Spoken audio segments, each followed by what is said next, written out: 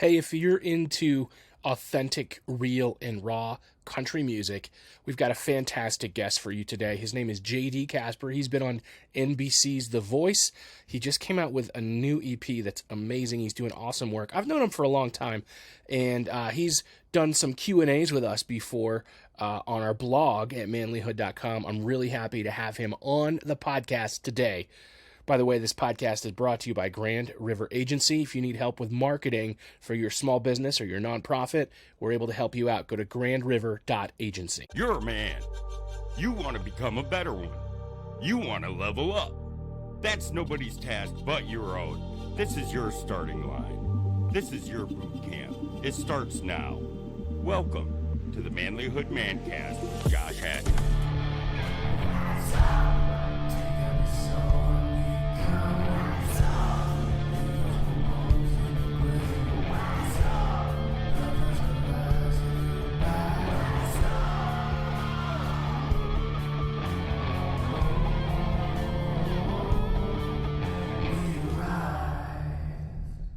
Gentlemen, welcome to the Manlihood Mancast. I'm really glad you guys have tuned in today. Listen, today's guest, JD Casper. Jake is what his official name is, but he goes by JD Casper on his stage name. But he's doing amazing work. Great music that's just authentic. He writes from his heart, he sings from his heart, and he's just a real down-to-earth guy. And we had a great conversation, and I can't wait to get into it. So before we do, I just want to remind you guys, if you want to connect with what we're doing, go to the Manlihood Man Cave on Facebook, where we can connect with each other, and I think we can have a really good time, get to know each other. You can level up as a man because you've got other men rubbing shoulders with you and encouraging you on that journey. So again, go to the Manlihood Man Cave on Facebook. Anyway, guys, without further ado, here's JD Casper. JD Casper. Jake, how's it going, man? Long time no see in person. Yeah, going pretty good, man. How about yourself? Doing really good. So, you are from my neck of the woods, and now you live in the great state of Texas, right? Yes, grew up in Lewis Run, Pennsylvania, which is a suburb of Bradford. And yeah, had a really good childhood there, doing all the small town stuff.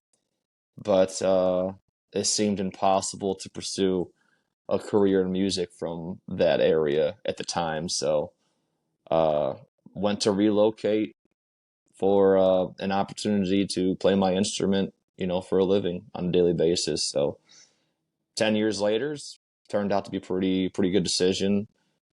Still grinding it out down here in Austin, Texas. And yeah, but I born and bred up there in Bradford. I'd be lying to you. I miss the seasons. I miss the hills. I miss a lot of what the area has to offer: the woods, the seclusion, the privacy. Taking a kid that grew up there and dropping them in the middle of the city is a little bit of a culture shock for the first while, but and I don't know if it ever really leaves you. I mean, you yearn for it. You really do. That's why I go back every chance I can, just because I really just love the area when it's not buried in 6 feet of snow. Right. Right. And you love being able to play guitar and make a living doing it, which is hard to do up here. So Yeah, it is. I mean, it would be difficult. I mean, I have buddies up there that do it, but they travel, from Pittsburgh to Buffalo, all over the place every weekend. And, I can make a living, only having to drive 15 minutes from my house every day. So it's nice. Basically, it's built around the tourism industry, and, you got to have the people flying in for the conferences and the events in order to play the same spots over and over again every week, because the crowd changes every day. It's not the same people that you would see in a small town like that. yeah. Well, one of the things that I love about Austin is, there's all the signs around town that say "Keep Austin Weird," Mm-hmm. and I feel like I actually started a hashtag a few years ago for our small town. It was called "Keep Bradford Weird" because, so at least you have the common denominator of weird, right? Mm-hmm. Yeah, it's definitely, I mean, it's a different kind of weird. I think Austin's weird's a little bit more like we're a little bit outlaw, rebellious, hippie cowboy type of situation. And Bradford's weird's a little bit more and like, this is actually pretty weird, man. What's going on here? People come to our area from out of town, like there's certain places I'll take them, right? And I'll be like, okay, I just want you to see this so you can understand what it's like to live here. And they're always like, dude, this is great, but it is weird. Yeah. Well, it's funny because you don't really understand it. I think a couple of years ago, I got hired to play the iFest, so I went in there for the iFest. Italian Fest, right? Yeah, the Italian festival. And it's like the one festival a year, has been ever since I was a kid. I couldn't wait for it when I was a kid, but as an adult, I bring my kids, I bring my wife, we go in there, and she's from Texas, so she gets this front and center view of what, like, it's like hills have eyes looking people at some points, like coming out there for the Italian fest. And it's like, I don't know where these guys are coming from, man. Holy cow.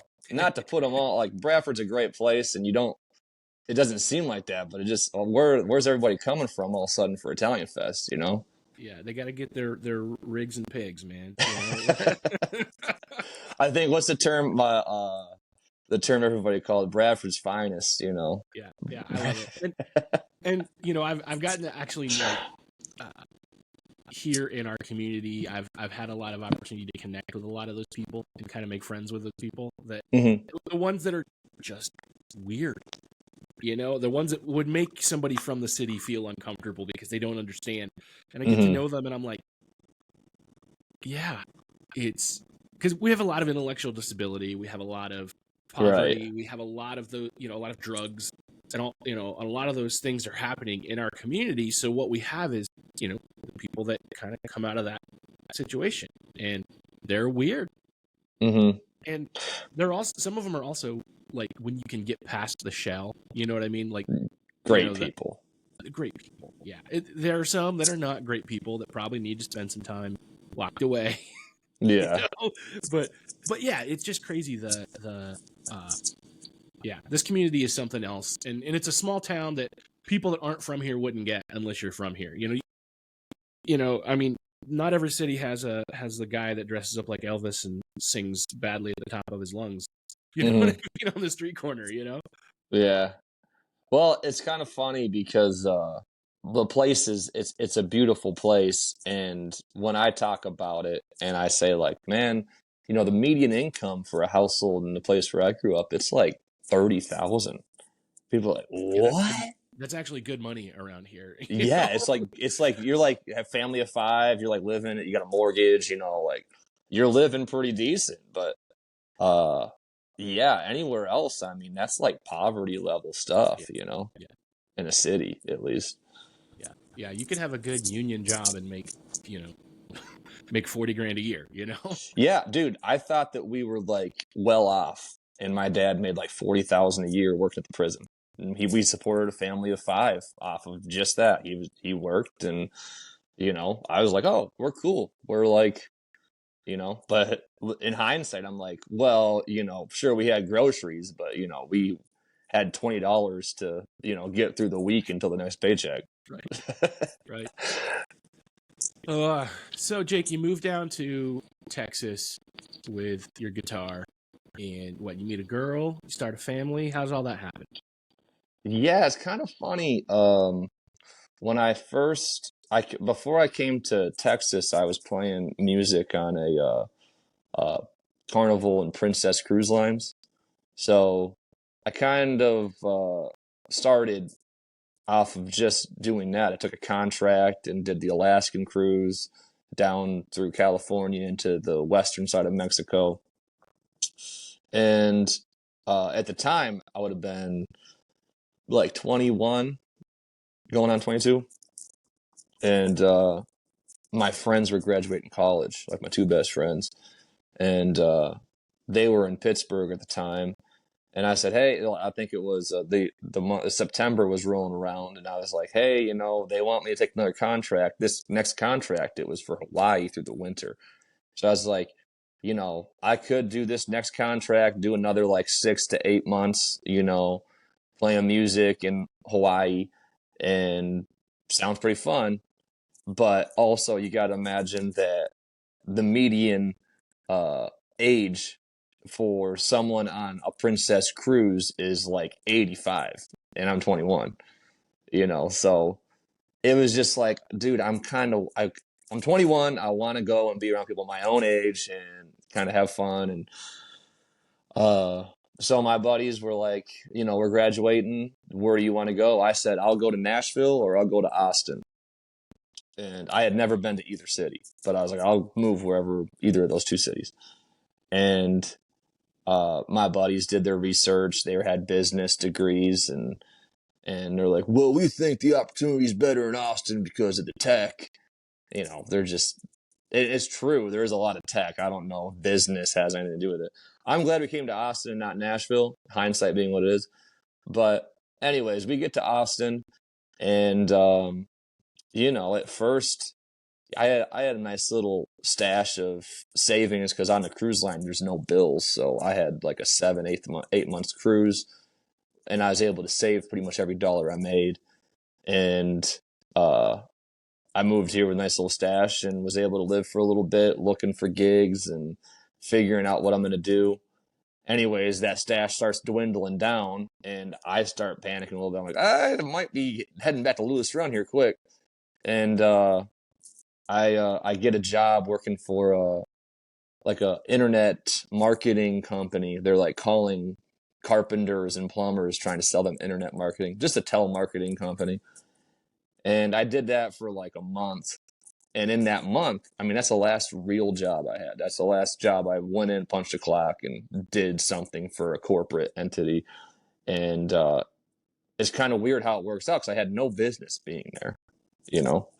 And I was there for a month, and in that month, that's where I met the woman who is now my life partner, mother of my kids, and and we kind of hit it off immediately, and uh, went on a couple dates, and everything just went so quick. It was like, dang, this person is. It just seems like I knew almost immediately that she was it for me, and the feeling was the same with her, and uh yeah, I told her at the time, I was like, I can't do this job anymore. Like, I've been here for a month, and I could go play music on a cruise line like tomorrow. Like, I moved here to play music, and I'm either going to make a living here playing music, or, I don't even like living in a city. So if I'm not going to play music, like, I'm going to go live in Lewis Run, like, straight up. And, and she was like, yeah, do it. And I remember calling my dad, and I was like, dude, it's sink or swim. I'm either going to make a living playing music, or, I'll see you next week, basically. And he's like, dude, you got it, man. Get down there. So I just went down there, and I was like, just put myself out there and said, hey, I'll play whatever you want. And initially, I was playing for like $75 for 3 hours. So $25 an hour. And just taking requests, trying to. I mean, at the time I didn't know as many songs as I know now, but just trying to give people a good time, trying to be the life of the party, and it went from that to all of a sudden, I couldn't find a gig, to all of a sudden now I got 12 3-hour gigs a week, working 7 days a week. Now I got a kid on the way, and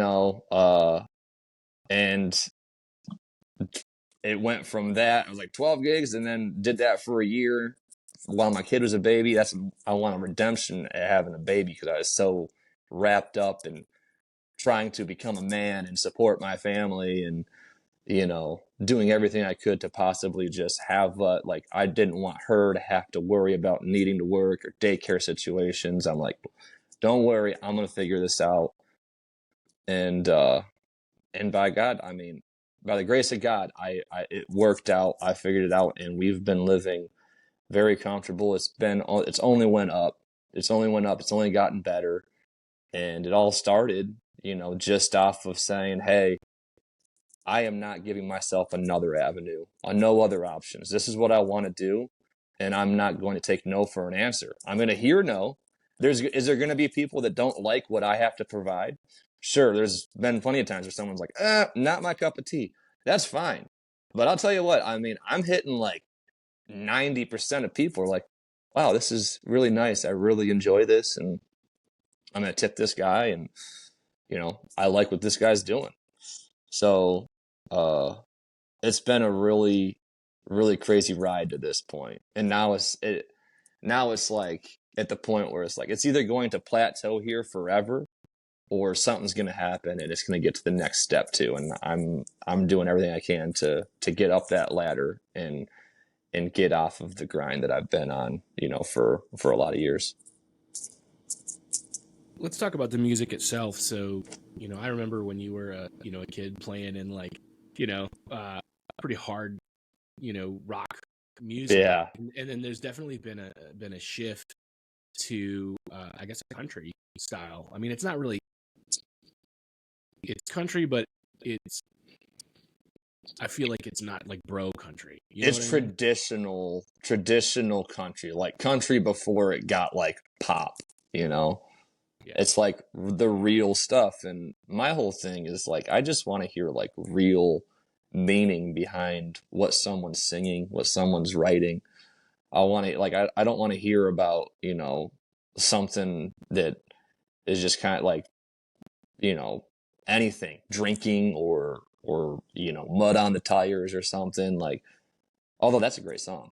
But I'm about like, my thing is like, I'm just trying, I sit down, I try to write, I try to just put whatever emotion I have into the lyrics of what I'm writing and hoping for the best. I mean, my songs are 100% just like almost like a diary entry, and that's where it comes down to, you can't be wrapped up in, hey, is someone not going to like this, or are they going to like it? It's like, how can someone tell you that your diary entry is like bad? It's like, dude, I mean, you can tell me you don't like it, but like at the end of the day, I didn't do it for you. I did it for myself. And I'm just putting it out there because when I've been at my lowest points, it's been people that have done this and put their diary entry out for the world to absorb.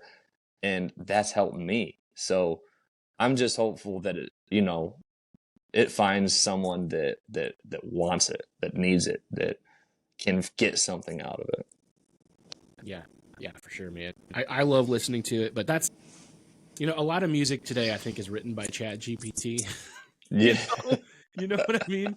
Like I think that's why right now we're seeing that cultural shift, and guys like Oliver Anthony and and people like that are coming to the forefront because it's real. It's authentic. Mm-hmm. It's nothing, or at least it doesn't appear there's anything manufactured about it. They're just singing their heart.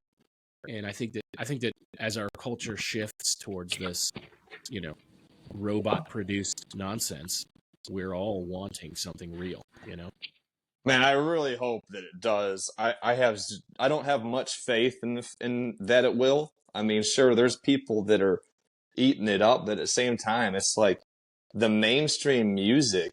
I mean, when I was a kid,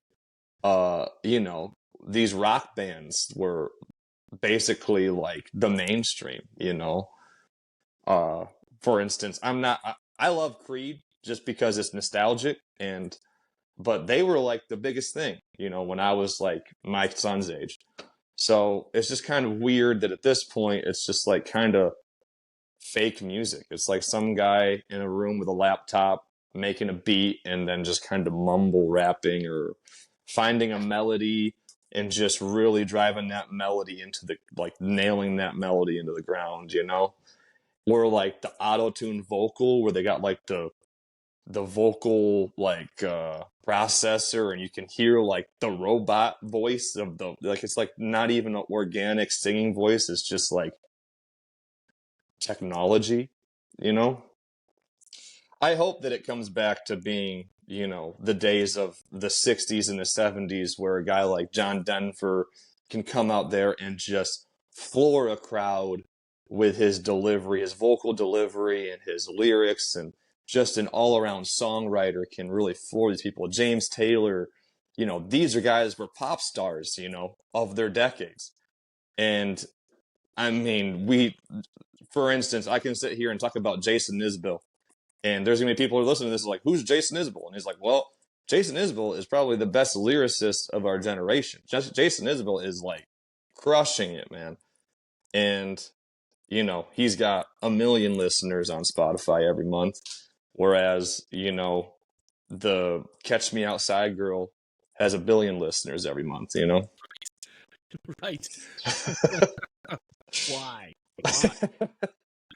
Why? So. Oh, good. Sorry. I unplugged my headphones for a second. Okay. You still there? Yeah, I'm here. Okay, good. Yeah. And if somebody likes that, whatever, more power to them, right? You know, if you're really into, I don't even know, Young Gravy, isn't that one of, I don't, Young whatever you Gravy. like, man. I think it's actually like a mumble rapper. I don't know. If that's what you like, go for it, you know, but I don't know. I prefer something that has that substance, that has that meaning. And that's what I get when I listen to, you know, the stuff that you're putting out there. And even when you're doing covers, you know, Yeah. like, I have some friends who play in cover bands, and like to them, they want to do they think that the best way to do the original song justice is to make it sound as close to the original as possible. Yeah. But it never does. It never does. Right? Yeah. It's Like, difficult to do, yeah. I like, got some like if I buddies who hear, are like that too. And they're really they're good at it, but that's just that's a different thing than what I don't get focused up on that. I'm not listening to these recordings like I'm gonna make it exactly the way it is. I'm like, dude, all right, we got a song here. Let's put our template. Let's put it in our template, and let's go nail out this song. So we're gonna do every cover. Basically, what we do is we play all the hits, and we're gonna do it in a fashion that you've never heard before.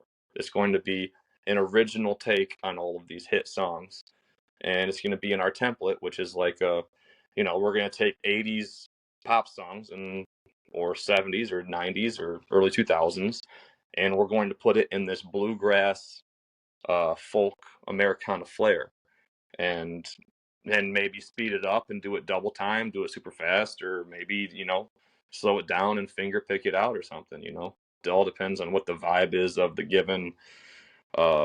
the given night, you know, the given crowd. that's awesome.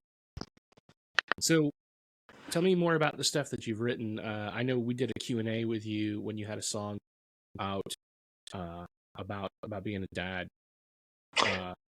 Yeah, it's called The Life You Make. Right. And that's another one, like, you don't, like, for me, like, I never set out to, like, I'm gonna, like, all right, well, today I'm gonna write a song about being a dad and, you know, a heartfelt song for my son. And it's like, no, that's not at all it. I sat down and in the morning and drank my coffee, and, you know, I tried. I was like, well, oh, this chord sounds nice, and then I sing a line, like I've just blurred out a line. I'm like, oh, that's nice. Let's build off of that line. And then before you know it, you know, I have a song that in the moment I don't even really know what it's about, and then it turns out that it's almost like it's like fishing, and then you catch something, you're like, oh, dang, I didn't even know that that was in my subconscious, and it just kind of come out organically. And that's the way I write a lot of songs, but that one specifically, I mean, it means so much to me to watch my kids grow older and mature, and know that this time that I have with them as being young, which now they're not even that young. I have a 10-year-old and a 7-year-old, and you know, I wish I could have my 3-year-old back for a little bit. It's okay. I mean, you got to make the most out of each moment that you have with them while you have it with them. So, um, this whole period of being a dad, it just I see it already, even as a guy with younger kids. Um, it's so short, and I'm going to really enjoy this next 10 years that I have as being a dad before I guess it'll be an empty nester.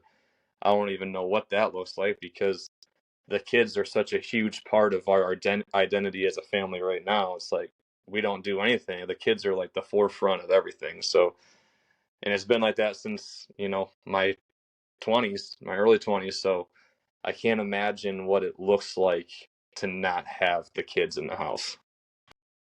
Well, my youngest just got engaged. My youngest of 4. So she'll be getting married and moving out in June. So, yeah, it's like that side of things, that where the nest starts getting empty is, I'll let you know now. A guy told me this when I was about your age, actually, and he's like, you need to learn to anticipate your regrets. I didn't understand it. I'm like, well, whatever. Now that I'm on this side of it, I'm like, I get that now, to anticipate your regrets. Because what happens is it goes faster than you can imagine, and then it's done, and then you see all the things you wish you could have done better. Right. And you can't go back. So if you can listen to the old guys that tell you, don't blink, like, they're right, dude. Like, it goes fast. And what you invest now, you'll get later, And so if you invest good things now, you're going to get them later. But if you, I guess that's that phase that I'm entering into now, is that phase of regret. And so, like you're like pinpointing everything you did wrong as a dad, or things you could have done better. And from what I know from a lot of guys, I think everybody has it. Some guys like reject the notion and they say things like, no regrets, man. But they all have regrets. They just project the no regrets to make themselves feel better. Yeah. I'm not looking forward to that situation. As exciting as it sounds, I mean, don't get me wrong, having kids is a lot, man. And I'm like, dude, it'd be kind of nice. But at the same time, like, dude, I love my kids so much. And at the end of the day, like, I know that it's human nature for the kids to focus on, like, for some reason, instead of focusing on all the positives and everything, you can get wrapped up as a kid and look back at your own childhood and say, man, I remember this memory and all those, quote unquote negative memories. For some reason, as humans, they stand out to us because I think it's a survival tactic. It's like, oh, remember that one time when you saw, this animal and it chased you and you almost died? It's like, yeah, we're going to remember that. And, so you kind of apply that to modern day. And it's like, hey, remember that one time when dad caught you putting a knife into the outlet and, you got your ass swatted? Right. That was scary. Literally saved your life by equating pain to electrocution so you wouldn't do it again. And now you're mad at your dad. Yeah. Sounds about right, man. Shoe fits. Yeah. Oh, that's awesome. Are you in need of marketing help for your business or nonprofit? Do you have a company or organization that is thinking about hiring an in-house staff person to do your marketing, but realizing it's out of the budget to bring on someone with the right skills and experience? If you need an expert to help you with any of the following: social media, graphic design, website design, web hosting, public relations, video production, podcast editing, short-form video editing, email marketing, search engine optimization, content marketing, grant writing. Grand River Agency is here to help you amplify your message and get it in front of the right people. Visit us on the web at grandriver.agency. This is the Manlihood Mancast.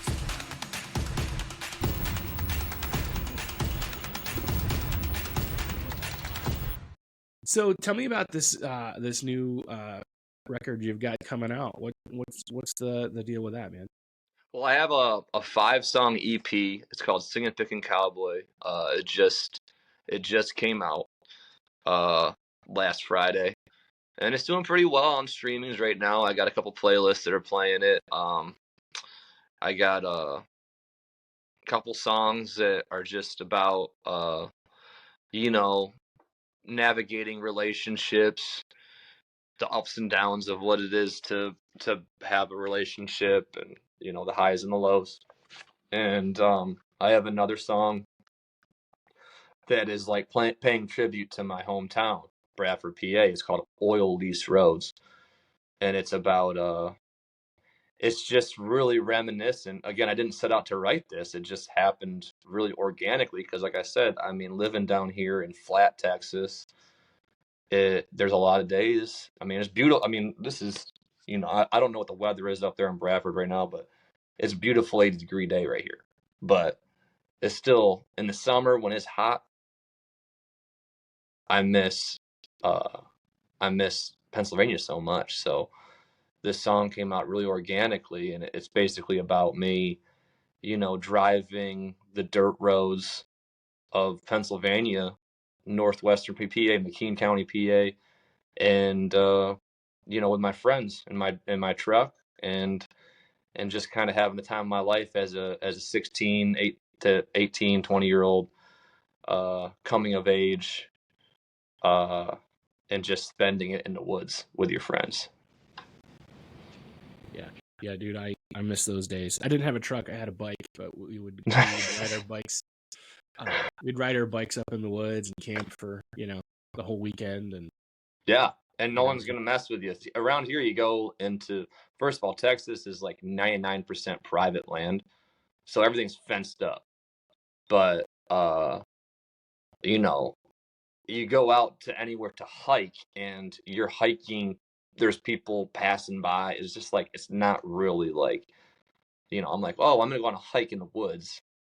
Now all of a sudden I see a bunch of people in the woods. It's like, well, I think I'd rather, if you go out in the woods in Bradford, you can walk 100 yards in any direction and you're never going to see another soul, yeah, you could literally just disappear here if you want, and nobody's gonna care, no one's even gonna, no one's gonna know that you're gone. A hunter might find you eventually, but it's gonna be a while. You could even be on private land and you could disappear, and you go past the yellow posted sign and go on somebody's land, and that person will never even know you're there, because they can dig a hole deep enough and bury that real quick. They don't, Yeah, you can just disappear. Yep, certainly. One thing that I probably took for granted around, no one realized the threat, but honestly, the people in Bradford, they're so like neighborly, in my opinion. Like, it seems like a real old school American town, in my opinion, where it's like, where I grew up in the late 90s, early 2000s, I'd say it felt more like the 1980s or late 70s, especially before cell phones and the internet and all that. It felt like an old time town. Whereas I think a lot of America wasn't that. It feels like you step back in time when you're in that town, in my opinion. Yeah. Well, as evidenced by the hairstyles and the hairstyles and the facial hair and the clothing, it's all about 20 years behind. Although, dude, what's up? Is it like this in Texas right now? Like the mullets and mustache is like the thing. Like, yeah. Yeah. Yeah, it's kind of weird. Yeah, there's just mullets everywhere, man. I never really understood that. That was the one thing that really got me. I know we haven't talked about this, but I was on The Voice, a TV show. And when I was on there, I went against this dude with like a Joe Dirt mullet, and like they wouldn't stop talking about this dude's mullet. They're like, Jake or JD, what do you think about, his mullet? And I'm like, looks like a mullet, man. Like, I don't. What do you want me to say? I'm not gonna sit here and talk about the guy's mullet. Like, come on, like, we're gonna talk about his mullet the whole time, for real? That's what this is. I came to California to talk about this guy's mullet. That's what I did. Okay, so, all right. Let's talk about that experience for a minute, if you could. So you auditioned for The Voice, and you got to be on the show for just a little bit, at least, right? How'd that go? Yeah. So what happened was, I've been grinding it out in Austin, and I have a contact list of people, corporate entities and event planners and venue bookers and stuff that have my contact. And through those contacts, I received an email from like a quote unquote recruiter for The Voice, and they said, "Hey, we're gonna be in Austin on this date, and would you like to come for a private audition?" And basically, I walk up in there, and they said to prepare 3 songs. And I walk in there, and it's like a mini audition on The Voice, where they have a stage and they have a microphone and they have lights and they have cameras and they have 3 producer judges that are sitting there going to give you the okay. Now, I was there, and I was like sitting. It was like sitting outside the room, and they have a PA system. You hear the people singing in there, and within 30 seconds of everyone's first song, they were like, "Thanks for coming out. Work on this, and that." and, better luck next year. So I walk in, I'm like, I'm not really expecting anything. I'm like, oh, well, we'll give it a shot. Well, And and I you're go in there definitely and I play my first song, and they're like, all right, play the next song. I was like, okay. Played my second song, and he's like, all right, play your third song. He's like, great, man, play your third song. I was like, all right. Played my third song, and then he was like, all right, we're gonna take you out back. We're gonna do an interview with you, and basically, the whole purpose of that audition is to put together like an EPK, so to speak, of like, okay, here's his 3 songs, here's his interview, he's got this story, these are the points we're gonna touch on his reality TV show story, and check box, check box, check box, kids, wife, anything, cruise line, he plays music for a living, check, we're gonna hit all these points, and basically they take that and they have like 100 of these, or maybe even more, and they take that to the 20 producers of the show in Hollywood, and they take those videos and they basically are casting the show. I mean, it's a casted show basically, and I was casted to fill this role, and yeah, that's what happened. It was cool, and you get out there, and the first I got the phone call, and they're like, hey, JD, I'm not surprised at all, is what the guy tells me. I'm not surprised at all. We're flying you out here next week. Can you make it? And I'm like, yeah, I can make it. I'll make it work. And I went out there, and I was just taken back with how many people were out there. So there's 40 spots for the show, and 30,000 people auditioned, is what they say. 40 slots. And they flew out 115. So there's 115 people there to fill 40 slots. And when I went out there, I was just like, dang, man. Like, and I'm walking around the hallway because we're all in a hotel room together, like hotel rooms together. You can hear through the walls in the same hallway. And I'm hearing like Aretha Franklin just like crushing it, dude. And I'm like, dude, what? This ain't me, man. This ain't me. And it's kind of funny because, again, they're filling the roles. So I basically, in my opinion, I got put on the show because of my uniqueness. It's like, okay, this guy is going to showcase what he does, and he's not like everybody else, because there's so many just like, I sing Waylon Jennings. There's so many people that are like Aretha Franklin's. Those girls are competing against each other. Then you have like the Billie Eilish girls competing against each other. But, it's like they're trying to get basically the focal point person of each genre, each representation of genres. And that's why when I went against the guy that sounds like George Strait, I'm like, what? I'm not like, sure, I'm country, but I'm not like, I'm not like belt buckle and cowboy boots and like, you know what I mean? Like this is not my thing, but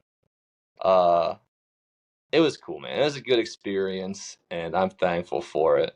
And I'm just glad that I can look at it in hindsight and see it for what it is. And because, like I said, when I finally got on stage for my audition, and there's a month worth of prep. That 115 people they flew out.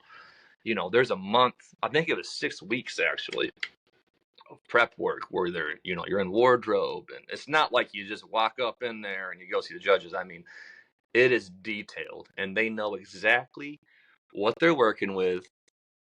They're picking the best of the story of what is going to be showed on the TV show, man. Like they're just really scouting of what is going to be the best situation for themselves and filling the holes of the casting holes, So when I finally get out there was 5 days of filming for these blind auditions. And when I finally got on the stage, I mean, first day comes, I'm not picked to go out there. Second day comes, I'm not picked to go out there. Third day comes, I'm not picked. And each day goes by. I mean, the 40 slots is dwindling down and dwindling down. And at the end of every night, all these guys are coming back to the hotel and they're like, yeah, we made it. We're like, people are like doing the math, like, there's not a lot of slots. Finally, the last day comes around, and like, if you don't go on this day, like, you're going home without an audition. And you were here for 6 weeks, and you're not even get the opportunity to go out there and sing for the judges or coaches, what they call them. And I end up getting out there. And when I got out there, I knew that my best case scenario was one person turning, because I knew the teams were full. I mean, full. And it didn't look like that on TV, but I tell you, like, I knew walking out there that it ain't open. This isn't gonna be this isn't gonna be 4 people. This is gonna be 1 at best. And finally, I sing my song, and she turns. Kelly Clarkson turns, and I was the 9th person. So out of 40 people, I was the 9th person on her team. And the girl that went after me was the 10th person on her team. The girl that went after me was the last audition. They closed. All right, teams are full. It's over. We get back to the hotel. There was no celebrating for me with the other people, because all the other people that were still there, because immediately when these people get put on a team, they fly out. When I get back to the hotel, everyone's like, they closed it, man. There's no, we're going home with no audition. There's like 30 people just like mad, that they didn't get. They're there for 6 weeks. They didn't get the opportunity. And they're like, what about you? Did you get an audition? I was like, yeah, man, I made it. But it was like 40 people, and I was 38 of 40 to fill a team. And, I'm really grateful that I got the opportunity. But I mean, it was seriously just like the sliver of chance. I made it by like the sliver that I don't even know how, but I got picked over some other people that were really good, man. And they're probably looking at me like, why did he get to go? This is ridiculous. But it's, again, I was casted because of my uniqueness. I was casted because they knew what they were going to do with me immediately. They're like, okay, we're going to put him on, and then he's going to be out. Like, I was casted to fill a role, and so was everybody else. I mean, it couldn't be any more obvious when I got out there, and I start realizing, because I'm like, wait a minute, so they shipped the camera crew to your house? Like, okay, so you're telling me that they spent 30 grand, they have 30 grand invested into you because they shipped a camera crew and they did all this footage at your house and stuff. This is all before the auditions. You know what I mean? Like, okay, so they are way more invested in you and you and you than they are in me or him or her. Like, so it's just blatantly obvious that, like, they have handpicked people that are going to be like the face of the season, so to speak. So, and that's all that needs to be said. It's like, once they have that money wrapped up into the individual, it's like, well, they're not going to just cut that guy, that guy, they have that money wrapped up in that guy for a reason. They didn't just do that just because they don't think this guy's going to work out, So, yeah, sorry. That's my story when it comes to The Voice. It's cool. They make you sign something. They basically make it clear it's not a competition. It's a show. And I was casted in the show. That's all it is. It's just basically like The Bachelor, but singing. With a little bit less drama than The Bachelor. Yeah. Or it's the Golden Bachelor. Have you seen the preview? I don't watch any of that stuff, but like the Golden Bachelor, where it's like, let's find an old guy and then find him an old lady to be with. Yeah. That guy was just putting every guy. I watched the first couple episodes because it's just on my TV at my house, as it probably was with most people. And I'm like, dude, this guy is putting every man to shame, because the way that he handles himself is a true gentleman. You just don't really see guys do that. And it's because they have a 70-year-old guy on there. He's been around the block. The dude knows what he's doing. Yeah, all the 20, 30-year-old women watching the show were like, I didn't know that I liked older men. Yeah. Like, he's so, like, emotionally intelligent, like, he really Why can't knows, you like, be more like him? yeah. I'm like, well, I'm learning. I think one day he was like me, but he, like, he put his foot in his mouth a couple times and he learned from his mistakes. The guy's got the guy's got experience, you know what I mean? I'm still navigating, blindfolded. So, with your experience on The Voice, did it help you booking shows in Austin when you got back? Where they're like, "Oh, it's that guy we saw on The Voice." Yeah, no, for sure. I think there's a little bit of a narrative when it comes to Austin because we are the live music capital. So it's pretty common that, fairly common that somebody, doing my job in Austin gets that opportunity, whether it be American Idol or America Got Talent or The Voice. And they basically treat it as such. They're just like, you went on TV, you did your thing, but like, where are you as an artist? They're all about like trying to figure out. What I got from the show was a lot of opportunity to do corporate work, and I'm really thankful for that.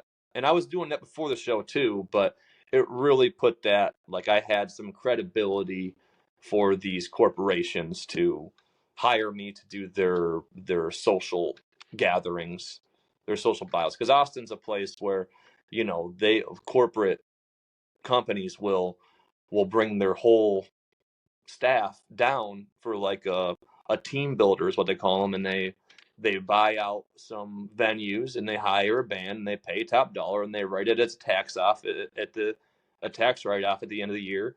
So it's basically monopoly money to them because they're just trying to spend as much money as they can because they're trying to write it off as like a situation. So I'm really grateful to have that opportunity because it's a big part of how I make a living, doing these corporate gatherings. So being on a TV show like that, it really made it to where I was able to get those really easily just by having that as my on my resume, and it gave you a little bit of credibility. And that's the thing about the shows like that is that what I learned from being on a show with hundreds of other artists, these guys aren't writing songs. These guys don't even play shows. These guys they are like music theater people that just have amazing voices. And they're going to go out there and they're going to crush their 90-second cover of Celine Dion. You know what I mean? And they have an amazing voice, but they're not like they're not lugging around their stuff. They're not going to go do a 3-hour set and play by themselves. And that's kind of what I've been able to do with myself is like, okay, well, I did do that, and I'm also like a true working musician. Which I think is a lot of fun. I think that's the dream that, I mean, I'm a musician myself, and it's kind of the dream that, before I met my wife, I was going to buy a pair of boots and my guitar, and we were just going to walk across the railroad tracks and make money busking. You know what I mean?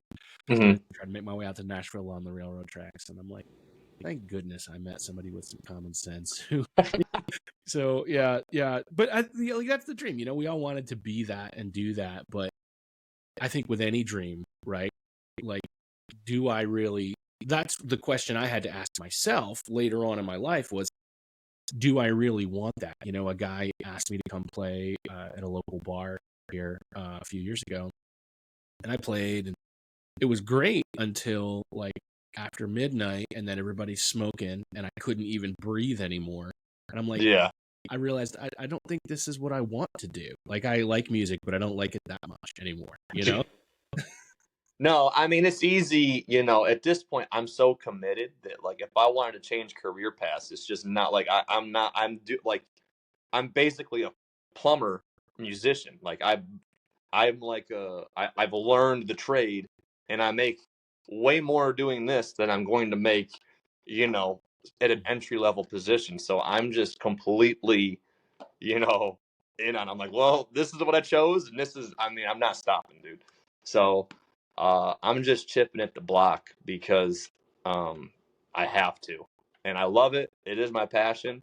It always has been. It's been my escape from any sort of trauma I've went through in my life, and it's been my security blanket. It's always been there for me. It's been the consistent in my entire life. I'm so thankful that I found it, and I really, I hope that I'm living the dream. I mean, again, if you would have told me this, that I'm doing this when I was 12 years old, I would have been ecstatic. I mean, I really, I can't imagine. I would have said I can't wait to grow up, because that just sounds like a great time. And I took a year off after high school, and I threw garbage bags into a garbage truck, working, a legitimate job, a blue collar job. And I would just sit on the back of that garbage truck, and I'd be sitting there thinking, man, I got to figure out how am I going to make music my life, And by the grace of God, I mean, basically, I'm a true believer that if you spend enough time thinking about it, it's going to come true, man. If you just envision it and act it out. Obviously, if I sit there in Lewis Run and throw garbage bags into a garbage truck, for 20 years while I'm thinking about it, nothing's going to happen. But I sat there, I thought about it, I manifested it. And, that goes back to when I was in my high school band, my very first band, the band that I remember doing shows with you, and you were running sound at Open Arms. And you're like, hey, guys, we're at a church, watch your mouth. All right. You're 16. Don't be swearing here. All right. I'm like, all right, we won't. And then you did. Oh. Yeah, that's just like that's the situation. I mean, we had a lot of angst behind us, man. I mean, it's a punk rock band, punk rock reggae. But I remember thinking with that band, I was like, man, I think this band has potential, and it's gonna take discipline and real thought if we're gonna like take this and do something with it. Like, you need to actually make it happen, or else nothing, no one's going to come hand it to us. Nothing's going to change if we just sit here and do nothing. And that was something that just seemed like it wasn't really a priority. It was like, well, we can't really leave, this is where our family is. And I'm like, I don't know, man, I really don't know. It's either we leave or nothing happens. And that's when I was just like, that band kind of fell apart, and started doing the acoustic stuff at bars, those smoky bars, in Bradford. And that's where I first started playing the 3-hour cover gig, 4-hour cover gig, and learning how to do the job, and I got to give credit to Rick Griesbaum and Darkwater Duo, because I met Rick when I was 17 years old and he was 27, and he had already been doing the bar gigs, and I just started playing with him, and he was like, yeah, let's just, and he was basically like my mentor to showing me how to take these cover songs and use it to get monetary gain. Like, you're basically a contractor, we're providing a service that people legitimately want to pay for. People need it, and it's the funnest job you can have, because you're getting what your work is everyone else's leisure time. So you're going there and you got to be professional. I mean, sure, you can have a couple drinks, but you don't want to go in there and be belligerent. You got to go in there, especially if you're going to a private party at somebody's house. Obviously these corporations that hire me, it's their leisure time. They're drinking, they're having fun, they're socializing. And it takes serious discipline. If you're an alcoholic, I do not suggest that you do this for a career. Like, I've never been heavily into alcohol, never been much of a drinker. I'll drink a couple beers here and there, but like, I am not a drinker by any means. So my stomach actually rejects it. If I start drinking whiskey or something, I can't. My body does not allow me to do it. So you got to really be disciplined and be professional, and not make an ass out of yourself at the gig. I mean, if you want to go home and make an ass out of yourself, you make an ass out of yourself, but you got to not do that when you're getting paid, to provide a service. Right. Yeah, It's like a plumber being hired to go fix something at someone's house. You're not going to walk into someone's house and make an ass out of yourself. Or maybe you will, but they're going to leave a review. Yeah, you're gonna get a bad Yelp review for that. So Yeah. well, Jake, I like to ask all my guests a few questions, and this has been a really fun conversation, man. So I think these questions will be interesting to get your perspective on them. The first one is, what does it take to be a man? What's it take to be a man? Well, I think it takes responsibility. It takes a discipline to man up, you know. And I hate to say that, like, pull yourself up by your bootstraps, but like, you know, you can't look back.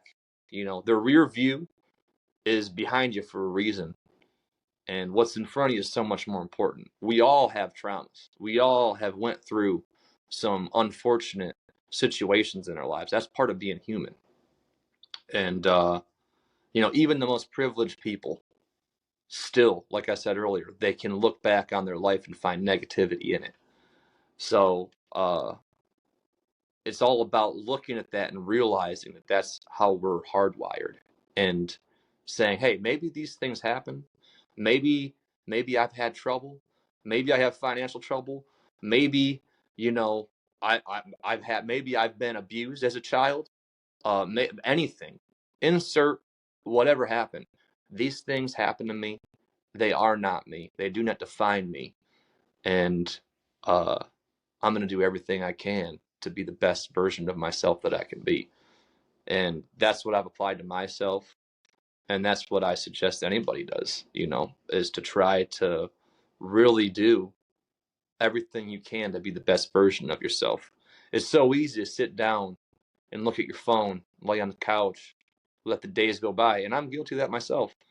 But you need to be real with yourself and call yourself out when you're in those situations. Say, you know what? I really am not happy with my performance today, and tomorrow I'm going to do better. And I think that's all you have to. I think that's all being a man is being real with yourself and striving to do what's best for yourself and for those you love. Good answer, man. Good stuff. Thanks. All right, let's say you're able to get your hands on a flux capacitor and you plug it into your. What are you driving? Are you still driving a truck? No, I got the vans now, man. Toyota Sienna. Yeah, so you plug it into your Toyota Sienna, and you get it up to 88 miles an hour, and you go back in time, and you can talk to the 10-year-old version of Jake. What are you going to tell him? Well, I'm going to tell him stop being a clown in school. That's what I'm going to tell him. Say, hey, man, you're being a clown. Knock that shit off. And then I'm going to say, dude, you got so much to look forward to. And, you know, things you can do differently. Would I do them differently? Honestly, the choices that I've made, the only thing that I really regret is not going to college. You know, I didn't do any college. And now maybe that's for the best. I mean, I avoided all that debt that all my friends have. But I don't know. I think that there's like a growing period. I mean, sure, I think that it depends on what you get into in college, whether it be the partying or the just the discipline of coming of age or whatever. But um, I just tell my younger self to try to do better in school, you know, because I never really focused on school. And by the time I hit high school, I pretty much quit going. I mean, I graduated high school by the grace of God, literally, like with a grade point average of 60.0. Like I should have barely, I graduated the bottom of my class. Now, am I dumb? I am not dumb by any means. I mean, I know over 1,000 songs, you know, on the drop of a hat. I can pull it out. I have a great memory. I wish I would have applied that more in school, but at the same time, it all worked out for the best. So I don't really know what I would tell myself to make my situation better. I guess if we're being real, I'd tell myself start buying land because shit's about to get super expensive. I should have been buying real estate when I was 10 instead of playing with Tonka trucks. Awesome answer, man. What is your best advice for the men listening today? Oh, best advice. Man, there's a lot of people out there that I think that people are hard on men, and for good reason. I understand it, but there's a crisis of men being hard on themselves, and just know that you're loved, man. Love yourself, and I know it's difficult. We get to this point where I feel like in men's age, where like the light in our eyes kind of dims a little bit. We get a little bit more, a little bit more rounded out. Not a lot of things are exciting you, and I think you got to find a way to keep things exciting for yourself, not just do things because it's what I do every day. Like, oh, I'm going to go to the bar because this is what I do every day. At this time after work, I go to the bar and I smoke a pack of cigarettes and it's like, what are we doing to, improve our circumstances? What's going to help me in 10 years? What's going to help my kids in 10 years? What am I doing to, change the circumstances of this generational, rut that we've been in, man? Like, what are we doing to get out of it? What am I doing to change my circumstances for my entire family? And if you do that, I think that you're going to be better off. You're going to be proud of yourself because you got up and you made your bed and you picked up things and you cut your grass and you washed the car, you picked up the garbage out of the car. It's those little victories, man. Little victories. Every little victory can add up to a great victory, big victory. So just keep on getting those little victories under your belt, and eventually there's going to be a big one around the corner. I think I needed to hear that today myself, man. So thanks. That's great advice. No problem, man. So let's say our listeners want to connect with your music. They want to hear this new EP you've got. What's the best way for them to connect with you, man? Yeah, just go to Spotify, type in JD Casper, and my stuff will pop up. Give it a listen. If you like it, give it a save. Follow on Instagram, Facebook, TikTok, and I have a website, jdcasper.com. And there's another full-length studio record that'll be coming out here soon. New EP's already out. I have a prior record I released back in the summer. So right now, we're just putting out the music that I've written the past couple of years. So this is the prime year of really getting my stuff out there and getting it heard and, seeing what happens with that. Awesome. Well, we'll make sure to link all that in the show notes. And I really appreciate you taking the time to talk to our audience today, man. Thank you. No problem. Thanks for having me, Josh. Jake, it's great to talk to you. I really appreciate you chiming in with your wisdom and your insight on the world. Thanks so much, man, for having a conversation with us. You're a cool dude. Guys, if you want to connect with JD Casper, you can find those links in the show notes. By the way, guys, this episode is brought to you by Grand River Agency. So if you need help with your small business or nonprofit marketing, it's something that we do. We're doing really good stuff, and we're helping a lot of people get the word out, getting their message in front of the right audience. So if you want help with a website, if you need help with social media marketing, if you need video production, we can help. Just go to grandriver.agency. Also, guys, don't forget the Manlihood Man Cave. If you hop in the Manlihood Man Cave on Facebook, I'd love to hear from you. I'd love to see what's going on in your world. And, we can chat. We have a great group of guys who've got your back. So make sure you join. All you have to do is look for it on Facebook, type in a couple questions and a couple answers to our questions, rather. It'll get you into the group, and we can have a really good conversation. As always, guys, I love you. I'm proud of you. And I'll see you next time. Thanks for listening to the Manlihood Mancast. If you want to be a better husband, father, leader, a better man, you need to join our private Facebook group, the Manlihood Man Cave. Join today. Please help us out with a like, comment, share, and subscribe. And check us out at manlihood.com.